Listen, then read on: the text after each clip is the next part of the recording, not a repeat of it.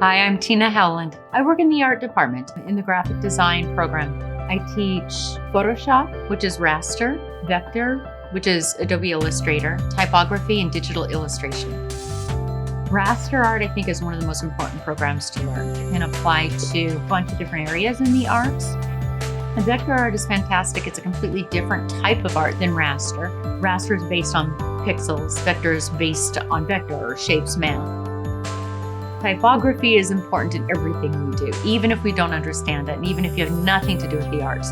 When you first start in the arts, it's not necessarily something you always think of at first, but as you get into it more, you understand how complex and how important these letter forms are.